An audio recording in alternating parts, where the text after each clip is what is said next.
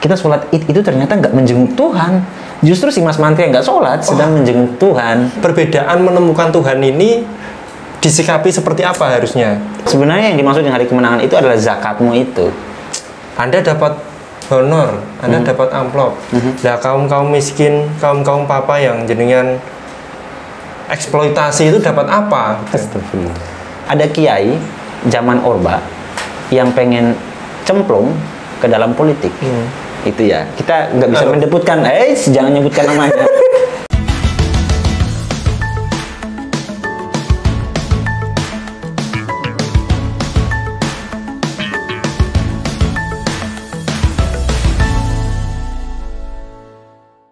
Selamat pagi teman-teman semuanya. Selamat datang di Buka Buku, sebuah video yang berisi cerita pengalaman membaca dari teman-teman di sekitar kita. Dan di pagi hari ini spesial, kita sudah bersama dengan seorang konsultan politik partikelir, owner dari Suluh Demokrasi Indonesia Perjuangan. Itu nggak ada afiliasi ke sana ya? Sedikit. Seorang owner dari Yayasan SDI Suluh Demokrasi Indonesia yang bergerak di bidang apa itu? Yayasan itu? Kita di penelitian dan pengembangan masyarakat. Penelitian dan pengembangan masyarakat. Wilayah apa namanya model kerjanya, tapi cakupannya kita di demokrasi sebenarnya, partisipasi ruang publik. Itu paling mau ngejar 2024 paling. Salah satunya itu. Loh, kok terang-terangan sekali? Enggak, soalnya politisi kita harus dididik dengan politik-politik kenegarawanan. Oh, mendidik politisi atau mendidik politisi, rakyat? Mendidik politisi dulu. Itu paling penting. Programnya apa itu SDI? Paling real, yang paling dekat ini. Kita itu sebagai lembaga pemantau independen. Begitu. Lembaga yang dipantau apa? Kerja-kerja dari para penyelenggara pemilu semacam KPU dan Bawaslu, tapi tingkat kabupaten karena kita masih kecil. Oke. Gitu. Oke, kita hari ini tidak sedang bicara itu ya. Kita akan mengulas sebuah buku. Bukunya dari Pak Ahmad Tohari ya. Jauh sekali dari politik. Nah, gitu loh, bahas buku-buku itu yang adem Ahmad Tohari gitu, nggak kayak episode kemarin daki Ali Syariati itu ya? Bukan, yang media apa itu Mas Hamdan itu? Oh iya. Sangat analisis media, macam media. Dur-dur ngono loh. Iya kan? Nah, ini kita bahas yang ayem-ayem, bahas Tuhan. Itu juga berat lah sebenarnya. Kok Tuhan? Enggak lah, itu ringan. Oh iya ya, oke, kita bahas bukunya Pak Ahmad Tohari, Mas Mantri Menjenguk Tuhan ya. Betul. Ini buku ini ya. Baru ketemu sekarang ya, bukan buku yang dulu pernah dibaca ya. Betul. Bagaimana pertemuannya? Waktu itu saya, ini cerita. Ya apa, Bu? Enggak. Saya hari Minggu kan ada agenda di daerah Pasar Kliwon dengan orang. Setelah dari kafe di Batik itu, saya mampir ke Geladak. Iseng. Saya dapat 2 buku Yel karyanya Putu Wijaya sama ini sialnya ibunya yang dagang. Ini kan buku barang bekas kan ya, dulu mungkin 30-an, sekarang 50 dipatok. Sebentar, dulu 30? Iya. Kok ngerti dulu 30? Karya-karya Ahmad Tohari rata-rata. Gitu ya. Nah ini kok jadi 50? 50 karena ternyata ibunya sering didatangi sama para aktivis buat beli buku. Jadi aktivis-aktivis itu kan punya standar ketertarikan dengan buku-buku itu. Kalau Ahmad Tohari, Pramudia kayak gitu mahal. Iya, akhirnya menjadi mahal karena pedagang itu jadi tahu pasaran. Gitu kira-kira. Cara mendidik aktivis itu begitu ya. Sehingga pedagang tahu buku ini bagus, buku ini mahal. Iya, dan saya mau bilang realita ini membantah statement dari para aktivis senior-senior bahwa anak-anak aktivis zaman sekarang tuh defisit literasi. Nggak gitu. Mereka juga membaca gitu. Mereka masih kenal dengan Geladak sebagai surganya buku bekas di Solo misalnya. Buktinya harganya naik terus itu loh. Sederhana banget. Ada kawannya hampir setiap hari ke sana, anak-anak aktivis ke sana. Itu loh. Ya anak-anak masih baca, teman-teman masih baca. Saya menghindari ke Geladak sih. Karena punya utang. Saya beli 2 buku itu ngutang gitu. 50.000 sama Bu Sri namanya. Masih sampai sekarang. Aduh, Bu Sri, Ibu Cai. Oke, itu berarti pertemuannya Mas Binsar dengan buku itu ya? Buku ini, judul ini. Kenapa membeli buku itu? Apakah judulnya atau pengarangnya atau apanya? Pertama pengarang. Oke, Ahmad Tohari. Dalam isi kepala saya ya Ahmad Tohari, bahasanya ringan, bawaannya nuansa desa gitu. Betul. Enak banget buat kita baca sambil tiduran. Itu berarti referensi dari Ronggeng Duku Paru. Iya, Ronggeng Duku Paru, Kuba, Novelnya Kuba itu kan asik semua tuh. Kemukus. Betul, Lintang Kemukus kayak gitu kan asik. Dan keren ya, maksudnya apa? Diterjemahkan ke banyak bahasa ya. Iya, betul. Ketiga bahasa kalau nggak salah saya. Nah, jadi teman-teman rekomendasi buku menarik salah satunya itu Ronggeng Duku Paru ya. Iya. Karena buat saya orang yang mungkin menurut kawan-kawan saya orang yang terlalu kaku, orang yang terlalu serius dalam obrolan dan bacaan politik, filsafat, membaca novel itu memberi sentuhan kemanusiaan gitu loh. Jadi rasa kita tuh diasah, perasaan ya, diasah. Dan salah satu tulisan yang menurut saya paling bisa ngasah perasaan itu ya salah satunya Ahmad Tohari, selain mungkin Laila Qudori atau Pramudia misalnya. Ya novelis apa Indonesia itu juga pandai sih memainkan perasaan-perasaan pembacanya. Yes. Termasuk yang novel-novel yang diulas di channel ini kan juga mengaduk-aduk perasaan itu, novel-novel wayang. Terelie enggak ya? Siapa itu? Kita nggak book shaming. Enggak. Ini kan bercanda ya. Pak Terelie juga ada quote-nya yang ini ditampilkan di Instagramnya Prisepena. Jadi disandingkan dengan siapa? Lupa saya. Ada Pram, ada Laskar Pelangi itu siapa namanya? Andrea Hirata. Bahkan Denny Caknan juga ada di Instagramnya Prisepena. Kita mengakomodir banyak genre ya. Lanjut. Setelah mengkhatamkan buku ini, pertama kali yang muncul apa? Insight apa? Wah, tentu beda ya dengan Ronggeng Duku Paru ya, karena Ronggeng Duku Paru itu kan meskipun menurut testimoninya Pak Ahmad Tohari sih itu sebenarnya cerita tentang politik yang disembunyikan ke dalam peristiwa budaya ronggeng, sosial kemasyarakatan. Tapi sebenarnya ingin bercerita tentang kondisi politik waktu itu. Nah, di buku ini apa kok ada membawa Tuhan itu? Pertama, ini bukan novel, bukan cerpen. Ini sebenarnya kumpulan tulisan beliau di kolom. Kumpulan Suara Harian Merdeka Semarang. Dari tahun 90-an lah, dalam rentan waktu sekian tahun itu kemudian dikumpulkan tulisan-tulisannya menjadi buku. Nah, apa tadi pertanyaannya? Gue lupa. Yang pertama kali muncul di buku ini, kalau Ronggeng Duku Paru kan begitu. Kalau dalam buku ini apa? Kumpulan kolom itu garis merahnya apa? Benang merahnya, Din. Pertama yang mau aku bilang sebelum masuk ke insight yang aku dapat dari buku ini, yang pertama kali aku mau bilang adalah kekhasan dari si penulis Ahmad Tohari itu dia bermain dalam sisi religius. Enggak, Ronggeng Duku Paru enggak. Religius. Nanti bisa kita beda dalam season yang lain ya. Soal Ronggeng Duku Paru ya. Religiusnya ya. Iya, religiusitasnya. Aku tidak bisa menceritakan secara detail hal-hal apa yang ada dalam Ronggeng Duku Paru itu yang membuat dia menjadi religius gitu. Tapi pesan-pesan yang disampaikan dalam percakapan tokoh-tokoh dalam novel Ronggeng Duku Paru, religiusnya dapat. Sama apalagi Kuba misalnya, atau Lintang Kemukus, atau itu Bekisar Merah misalnya ya kan.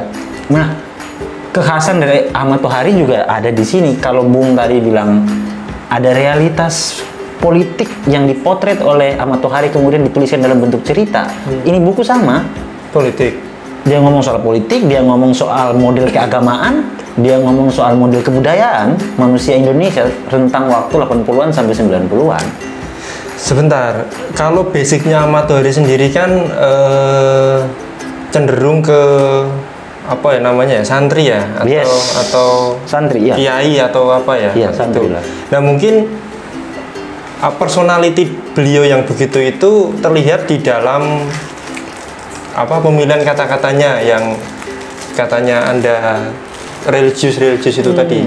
Enggak ya? Tidak hanya sekedar pilihan kata, tapi apa namanya, sirat ya, makna tersirat di balik itu, pesan-pesan moral, dasar etik dari percakapan-percakapan dalam novel itu religius banget menurut saya. Oke. Misal nih, saya kasih contoh nih, kayak Mas Mantri menjenguk Tuhan. Sebenarnya ini diangkat dari apa namanya, makna hadis. Saya lupa hadis atau firman Tuhan ya, yang mengatakan bahwa kalau kamu ingin mencari Tuhan, carilah ke rumah mereka yang lapar, mereka yang sakit, mereka yang haus. Memang redaksionalnya ngono? Enggak, redaksional enggak begini. Saya kan enggak redaksionalnya. Nah, Mas Mantri ini salah satu tokoh dalam Mantri itu ya, kesehatan ya, tenaga. Bukan. Oh, bukan. Dia nama orang namanya. Oh, gitu. Nanti Mantri misalnya. Nanti ada temannya Den Bagus namanya. Kalau saya salah ingat ya, sama Mbak Nyus misalnya. Okay. Nah, Mas Mantri itu dia, ini cerita aja sih, boleh? Boleh. Bablas ya, nggak apa-apa ya. Jadi misalnya kayak Mas Mantri ini waktu sholat Idul Adha, ternyata kok dia nggak datang sholat. Nah, ternyata si tokoh aku itu merepresentasikan menurut dia Ahmad Tohari itu sendiri sebagai orang desa bersama Den Bagus bertanya-tanya kok Mas Mantri nggak datang sholat. Akhirnya habis sholat mereka berkunjung lah ke. Emang Mas Mantri siapa nggak datang sholat kok dicariin? Karena mereka tuh kayak 3 serangkai. Nah, ini yang nanti kita bicarakan soal tokoh imajiner dari si Ahmad Tohari, sama kayak penulis-penulis lain. Jadi singkat cerita gini deh, mereka datangi rumahnya si Mas Mantri. Mas Mantri itu lagi nungguin satu mbah-mbah yang ternyata dia lagi sakit saat Idul Adha. Dan bukan mbahnya, tetangganya, tapi masih udah mbah-mbah. Dan dia lebih memilih untuk mendampingi si mbah-mbah itu daripada memilih untuk sholat. Menjenguk Tuhan itu maksudnya itu ya, Tuhan berada di orang itu. Yes, dan si aku, Ahmad Tohari ya mungkin ya, si aku dan Den Bagus itu merasa terpukul loh. Kita sholat Id itu ternyata nggak menjenguk Tuhan. Justru si Mas Mantri yang nggak sholat sedang menjenguk Tuhan. Oke. Rekonstruksi makna itu loh. Iya. Itu sedang dimainkan Ahmad Tohari. Tuhan ternyata di sini. Iya, bukan di sana. Gitu loh, simple. Dari makna dari judulnya loh, Mas Mantri menjenguk Tuhan. Kalau saya jadi Mas Mantri juga memilih itu sih, wong sholat itu sunnah. Itu argumentasi dari si aku. Gitu ya? Kamu lebih memilih wajib daripada sunnah, gitu kan? Wajib itu orang yang sholat itu tuh kadang juga nggak sholat subuh. Anda bermain di wilayah itu saya nggak mau. Oke, saya tiba-tiba ingat sebuah peristiwa. Waktu masih mahasiswa dulu itu, pulang ke kampung halaman itu kadang kan malam ya, seringnya malam. Suatu malam ban bocor, terus ya nuntun sebentar sampai ke tambal ban gitu. Waktu itu malam setelah maghrib tapi sebelum isya. Saya sampai di sebuah bengkel. Saya kan terus menunggu motor di bannya ditambalkan, saya sholat di situ. Nah itu seolah-olah saya, Tuhan ternyata di sini ya, bukan di masjid-masjid yang ber-AC, yang karpetnya halus, yang harum gitu. Perasaan saya begitu. Jadi saya musola kecil, temboknya nggak bagus, agak mengelupas. Ada suara anak kecil, nggak gaduh, tapi suara nih, tapi nggak rame, nggak gaduh gitu loh. Tapi ya bercanda-bercanda. Ada yang lari-lari, terus bahkan lantainya itu masih mester itu tahu ya, mester ya, bukan keramik granit, mester yang hitam itu loh. Ya ada sajadahnya gitu. Saya merasa kayaknya Tuhan kok di sini ya, daripada masjid di sekitar Solo yang saya sering yang mewah gitu ya. Peristiwa sering sholat berjamaah kan saya lebih sering ya timbang Anda ya. Iya. Nah, masjid-masjid di Solo itu kan itu banyak yang AC, terus karpetnya bagus, wangi. Nggak tahu, saya kok nggak menemukan Tuhan di sana. Saya menemukan Tuhan di musola kecil itu. Menurut Anda kenapa itu? Saya tidak tahu soal itu. Oh ya, saya salah bertanya. Pertanyaannya berarti begini. saya menemukan Tuhan di sini itu kan saya ya dengan perjalanan hidup saya ya. Yes. Barangkali perjalanan hidup orang lain atau ke tokoh aku itu menemukan Tuhan di peribadatan sholat Id atau di masjid-masjid yang nyaman. Jangan-jangan menemukan Tuhan di sana. Nah, perbedaan menemukan Tuhan ini disikapi seperti apa harusnya? Apakah bertahan di Tuhanku neng kene kok, ya wes aku tak neng kene. Kalau ngobrol soal filsafat itu berada di wilayah pilihan etik ya. Apakah kamu berpihak kepada lebih nyaman untuk mengibadahkan segala sesuatu itu hanya untuk Tuhan Tuhan semata, atau justru ketika kamu sudah bersitatap dengan Tuhan Allah misalnya, kalau dalam konteks Islam Allah misalnya, kamu akan melakukan kerja-kerja produktif yang membebaskan. Kalau kata Iqbal, ini jadi wilayah politik lagi kan, jadi enggak, maksudnya kenapa Ahmad Tohari sialnya dia coba membangun gagasan itu loh, apa namanya, ada tauhid individu dan tauhid sosial kalau kata Amin Rais misalnya. Pak Amin Rais misalnya, Anda pernah menulis buku itu, tauhid individu dan tauhid sosial. Pak Amin Rais sedikit banyak terpengaruh dari gagasan Hasan Hanafi, atau lebih jauh dari Hasan Hanafi, gurunya kan Hasan Hanafi, atau lebih jauh dari Hasan Hanafi Muhammad Iqbal misalnya. Dalam syairnya yang panjang, yang singkatnya aku cuma bilang bahwa Nabi Muhammad itu dia lebih memilih ketika bertemu dengan Allah di Mi'raj itu ya. Mi'raj, dia turun ke bumi karena masih ada orang lapar di situ. Karena Tuhan bersemayam di perut orang lapar itu. Representasinya di buku ini aku pikir salah satu cerita-cerita itu ya. Makna-makna itu bisa kita dapatkan di sini. Itu kan Mas Mantri menjenguk Tuhan. Tuhan tuh ada di orang lapar, orang haus, dan orang sakit misalnya. Iya, orang miskin. Jadi kalau kayak sekarang konteksnya kenaikan harga BBM misalnya. Waduh. Kita masuk wilayah situ gak apa-apa. Kenaikan harga BBM misalnya. Banyak tukang ojek, ya kan, ojek online dan lain-lain, yang tarifnya masih sama, tapi ternyata bensinnya mahal. Ekonominya terganggu, dapurnya susah buat ngebul. Boleh kita definisikan sebagai mereka orang susah, iya. Menjenguk dan membantu mereka, kita sudah menjenguk Tuhan. Jadi kita nggak kemudian... Kita harus dibantu dulu nih. Kok kita mau membantu mereka? Etika pembahasannya begitu. Sesimpel itu sih maksudnya, memaknainya. Berarti satu buku itu kumpulan kolom-kolom, garis merahnya itu ya? Tentang Tuhan yang berada di orang-orang papa itu ya. Garis merah buku ini sebenarnya tidak hanya di situ, karena dia membahas berbagai macam topik. Tapi dalam konteks agama, dalam sisi kritis. Islam dalam sisi kritis. Jadi Islam yang kritis itu kayak gimana sih? Ditampilkan dalam budaya, dalam politik misalnya. Nah itu ditampilkan dalam buku ini. Garis merahnya aku pikir itu. Emang Islam yang nggak kritis gimana? Ada Islam yang Allahu Akbar, takbir, jihad, tapi tumpahannya mobilnya Hammer, tetangganya pada kere-kere. Itu nggak kritis aku pikir. Ya berjuis kan jadinya. Banyak loh yang pakai jubah-jubah kayak gitu kan. Oh kayak ini Piccolo. Iya. Dia kemana-mana pakai sorban tapi nggak pernah Jumatan itu Piccolo itu. Representasi kiai-kiai NU misalnya yang sederhana, atau kiai-kiai Muhammadiyah misalnya, Buya Syafi'i Ma'arif almarhum, dia ngontel kemana-mana ke Solo, ya karena selain dia tua, dia juga punya kesederhanaan naik kereta sendiri, Buya sederhana, bawa tas sendiri, konsistensi dengan kesederhanaan itu.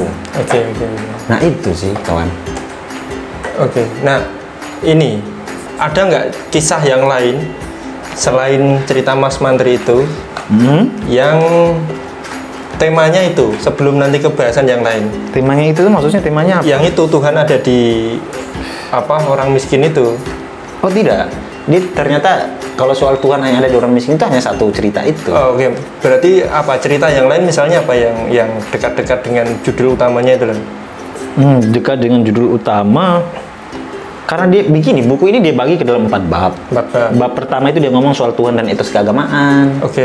Bab kedua dia ngomong soal etos politik dan kebangsaan. Wah, menarik. Bab ketiga soal sosial masyarakat, 4 soal budaya dan egoisme. Semuanya dekonstruksi ya? Semuanya dia maknanya itu dia dekonstruksikan, dia jungkir balikan gitu.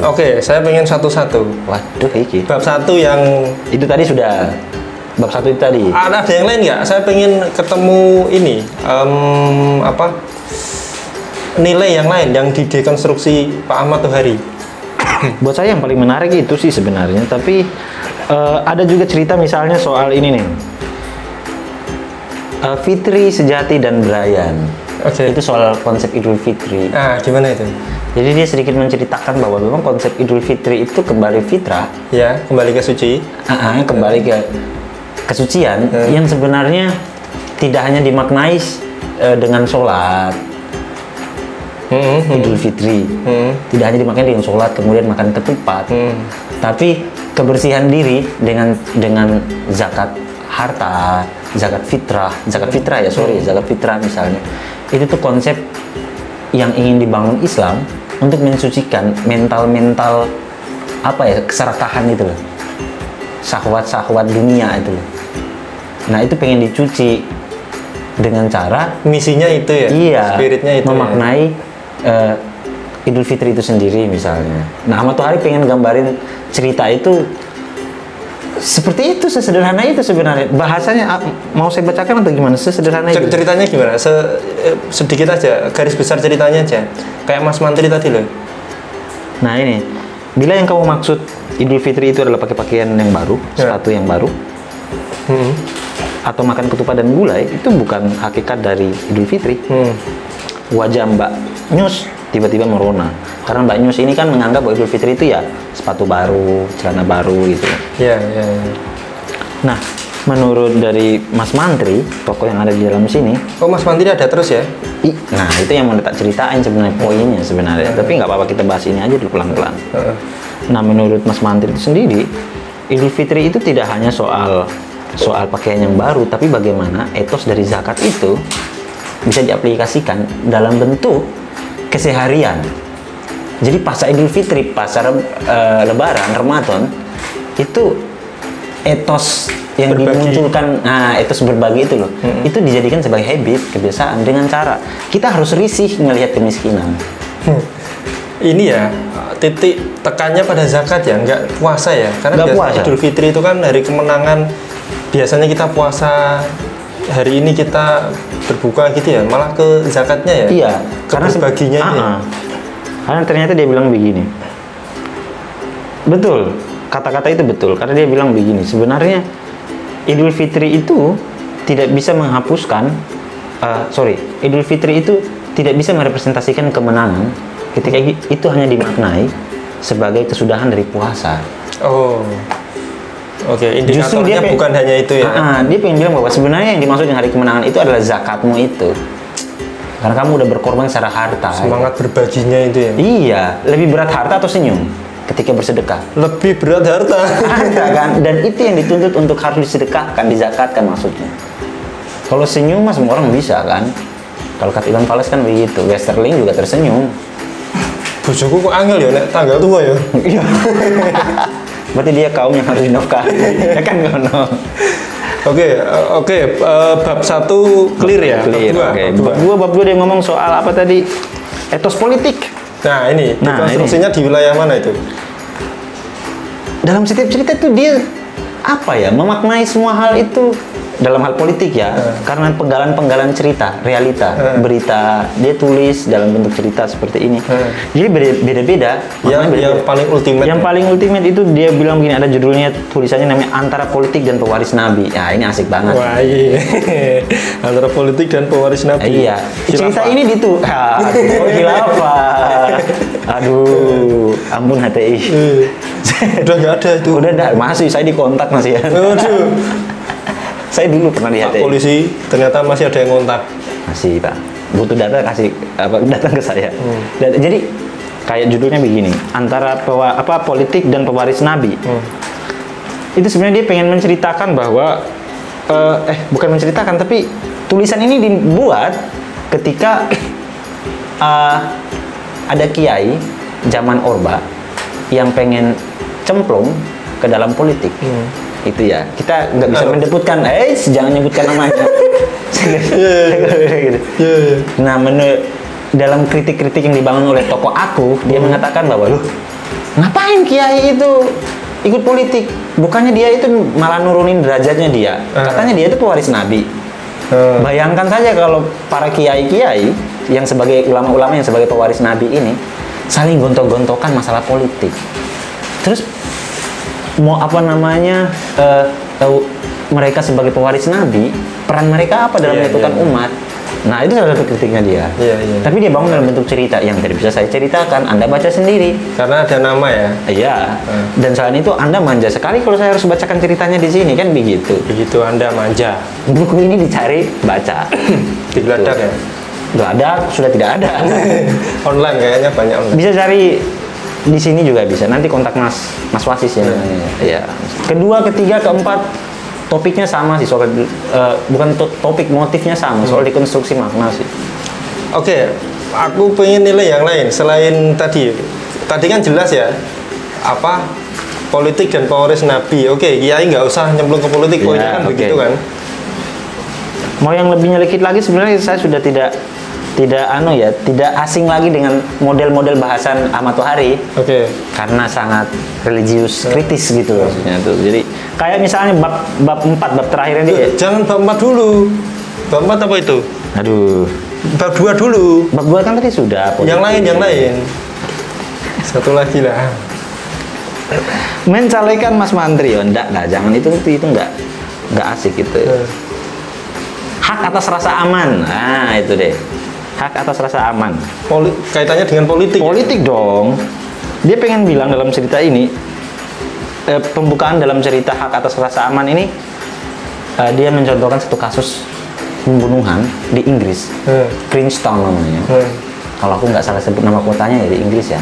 Pernah ada kasus seorang anak laki-laki remaja membunuh ibunya dengan martil, palu di pinggir jalan. Semata-mata karena si anak remaja ini sakit hati dengan ibu kandungnya yang sering membawa selingkuhannya ke rumah dan berzina di situ. Nah, si anak laki-laki ini membunuh ibunya. Pertanyaannya, anaknya salah atau ibunya yang salah? Politiknya sebelah mana? Sebentar, aku tanya dulu satu-satu. Anaknya salah, ibunya yang salah. Kacamata etikanya, anaknya yang salah. Betul. Peristiwa hukumnya anaknya salah. Anaknya salah dalam peristiwa hukum, pintar. Tapi sebelum itu kan ada sebabnya. Betul. Dan ibunya yang salah misalnya. Ahmad Tohari pengen bilang bahwa yang salah negara. Karena dia tidak memberikan rasa aman itu kepada si anak dan kepada si ibunya. Loh, ibu terancam aman sebelah mana? Maksudnya dia nggak terancam, dia terancam untuk tidak aman. Jadi negara harus memberikan rasa aman itu sebagai hak dia. Ibu dan anak. Iya, ibu dan anak. Negara harus mengamankan anak dari peristiwa perselingkuhan atau dari mana? Iya. Ibu harus dilindungi negara dari apa? Ibunya itu ternyata berselingkuh karena dia pekerjaan sebagai PSK. Rasa aman dari kemiskinan itu tidak diberikan jaminan oleh negara. Maka ibunya ya kalau sekarang mungkin ya itulah pelacuran itu dibawa ke rumah itu loh, pelanggannya. Oh, iya. Kalau di tempat prostitusi mungkin legal ya? Mungkin. Oke. Dibawa. Tapi kan sering digerebek kan. Di Inggris ada Oh iya. Ada FBI itu di sana. Anda bermain di wilayah yang sangat riskan. Saya tidak bermain di situ. Nah, si anak itu sendiri dia tidak mendapatkan rasa aman dari sang ibu pertama, dan yang kedua dari negara sendiri. Iya. Nah, menarik. Hak atas rasa aman, tapi dibuat dalam bentuk cerita yang mengalir begitu saja, dan sederhana oleh Ahmad Tohari misal. Sebentar. Hikmah itu ada di cerita atau Anda menemukan itu sendiri? Di sini toh. Di situ ada ya. Oke, menarik. Berarti ada empat bab kan? Yes. Masing-masing bab berapa kolom? 10 cerita? 7 ya? Kira-kira ada 30. Iya. 4 kali 7 berapa? 30 lah. Ada 30 apa namanya? 30 peristiwa yang mengandung dekonstruksi makna. Yes. Yang out of the box tadi ya. Yes. Yang apa namanya disampaikan Ahmad Tohari ke dalam cerita-cerita yang sederhana dan mudah dipahami gitu ya. Betul. Keren ya. Oke. Biasa aja. Hah? Oh iya, keren. Bab 3. Bab 3 kan tadi kan udah. Bab 2 yang udah. Ya Allahu Akbar. Waktu kita nggak banyak loh, Mas. Bab 3 itu tentang ini, etos budaya dan egoisme. Sebentar, etos budaya dan egoisme. Ini mengkritik masyarakat ini ya? Iya. Oke. Ternyata budaya itu dikritik sama dia. Sasarannya masyarakat. Iya. Bagaimana? Salah satu contohnya kayak cerita tentang mana cinta, mana birahi misalnya. Mana cinta, mana birahi. Oke. Yang bahasa yang sering itu cinta nafsu gitu ya. Ini cinta, ini nafsu gitu ya. Di situ bahasanya mana cinta mana birahi. Jadi dia pengen menceritakan kalau, Romeo Juliet itu saling mencintai dan kemudian mati bunuh diri, dan itu ternyata merupakan suatu peristiwa cinta. Tapi menurut tokoh-tokoh dalam cerita ini itu bukan cinta, itu birahi. Dulu. Bisa ya. Penjelasannya bagaimana? Ya karena ada perzinahan di situ. Padahal cinta itu representasi dari nilai-nilai ketuhanan yang suci. Oke. Itu. Sedangkan birahi merupakan representasi naluri primitif. Hasrat seksual ya. Hasrat seksual. Ya cinta juga bisa ke arah seksual nggak sih? Aku nggak mau bermain di wilayah situ lah, kawan. Dia itu bukan bidang saya gitu. Saya cuma bisa membaca ini dan menceritakan kepada Anda makna di balik itu gitu. Udah ngomong seksualitas, silakan pembicara lain. Iya. Harap tak jelobronge kok. Oke, satu topik cinta ya tadi ya. Yang lain satu lagi dong. Aduh, cerita yang lain soal amplop. Wah, ini amplop. Uang. Amplop itu soal uang. Pasti peristiwanya pemilihan umum. Bukan. Ini cerita yang sebenarnya tahun 90-an, tapi sekarang cerita ini menjadi penyebab kenapa ketua P3 mundur. Ketua P3 dimundurkan oleh dewan-dewan yang ada di internal P3. Suharso. Ya karena cerita itu. Apa itu? Ya soal Suharso yang menyindir ya. Kalau sekarang Suharso menyindir, wah kiai amplop. Saya ke pesantren kok dimintai amplop sama kiai. Nah, cerita itu sudah ada zamannya Ahmad Tohari tahun 90-an dan itu ditulis di sini. Ya itulah intinya soal cerita buku ini sih. Soal itu sih kisarannya. Cuman saya mau pengen bilang begini loh. Bukan setiap penulis ya, tapi beberapa penulis yang saya tahu di Indonesia, mereka punya tokoh imajinatif. Oke. Misalnya kayak ini Ahmad Tohari, dia dalam buku ini dia punya tokoh imajinatif semacam Mas Mantri dan Besus, kemudian Kang Marto. Itu dijadikan sebagai lakon utama dalam cerita-cerita yang dia tulis. Kayak kalau Cak Nun dia punya Marquesot. Yes. Kalau Sujitejo dia punya Bagong Petruk dan sebagainya. Atau Seno Gumira misalnya, dia punya siapa sih namanya? Sukap. Sama si ceweknya Alina Alina sih lupa. Mereka saling bersurat-suratan. Itu kan mereka punya tokoh imajinatif. Poinnya adalah itu membantu para penulis itu untuk mengeksplorasi cerita-cerita itu ke dalam bentuk realitas kehidupan yang sederhana itu loh. Ya kan memang begitu. Dengan percakapan-percakapan. Iya kan memang penulis menceritakan harus ada tokohnya. Betul, pertama. Tapi yang kedua yang mau aku bilang, konsistensi dalam membangun karakter dari setiap tokoh. Oh itu bagus ya Mas Hari. Diulang terus menerus. Oh ternyata Mas Marto ini Mas Mantri ini nggak berubah nih karakternya dia nih misalnya. Oke. Iya nggak sih? Kayak Rusdi Matahari almarhum yang meninggal, penulis Mojok. Dia kan punya karakter tokohnya juga kan misalnya. Kalau di Ronggeng Dukuh Purwo itu yang salah satu yang berkesan itu cara Ahmad Tohari menggambarkan suasana. Oke. Misalnya bau, ada keletong, ono laler. Itu cara beliau menggambarkan, memotret suasana itu ke dalam membangkitkan imajinasi pembaca. Betul. Itu menurutku keren. Iya. Di sini, nuansa desa yang ditampilkan tidak dalam bentuk alam, tapi dalam percakapan-percakapan tradisional, percakapan pasar ya. Jadi tidak yang daki-daki gitu loh. Ya percakapan orang-orang biasa, masyarakat biasa. Nah itu yang ditampilkan dalam dalam buku ini oleh Ahmad Tohari gitu. Oh jadi deso banget ya ternyata ya topik-topik mereka itu sederhana tapi ternyata abot ya. Itu kakak. Sebelum terakhir tadi yang mau bicara bab 4 tadi yang apa tadi? Yang tadi yang bab 4 itu soal etos sosial dan masyarakat. Kalau itu memang dia lebih ke model reportase. Menceritakan soal realitas yang kadang dia kasih sentuhan cerita, tapi hanya sedikit.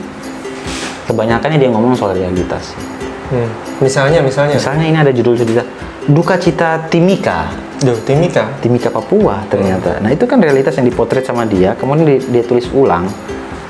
Konfliknya apa di Timika? Freeport. Ya tragedi Timika itu kan masih terus berulang sampai sekarang, kayak tentara nembak. Ini kan di sini tentara nembak 15 orang. Kemudian ternyata senjata yang dibeli oleh rakyat dipakai buat tembak rakyat juga. Sesederhana itu. Alur ya, maksud cerita itu senjata yang dibeli rakyat kok dipakai buat nembak rakyat daripada dipakai nembak bawahan. Kawan masih berat sekali, aduh ampun. Oke. Ini tolong dibantu menjawab ya. Saya pernah menyaksikan Pak Ahmad Tohari ketika menerima penghargaan namanya apa ya? Bakri apa gitu.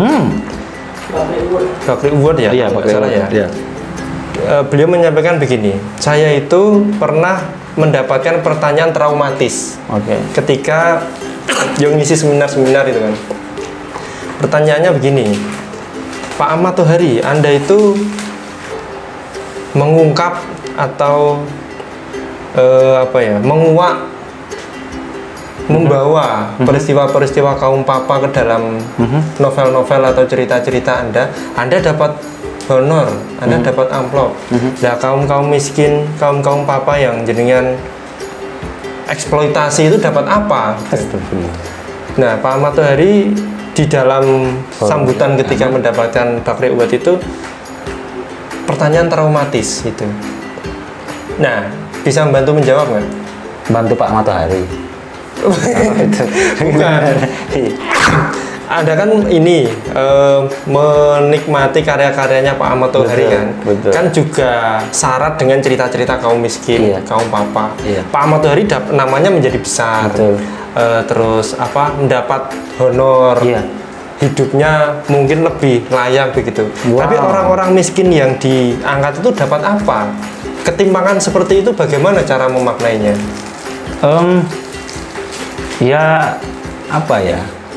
Saya bingung mau jawabnya, soalnya saya pun kadang begitu gitu maksudnya. Berada dalam wilayah traumatis seperti itu.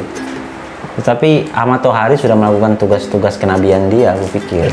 Maksudnya sastrawan itu kan aku pikir nabi ya, pewaris nabi juga. Di wilayah rohaniawan maksudnya? Membangkitkan imajinasi. Betul. Dan dia memotret cerita-cerita orang-orang miskin, orang-orang yang terpinggirkan agar dibaca oleh khalayak ramai.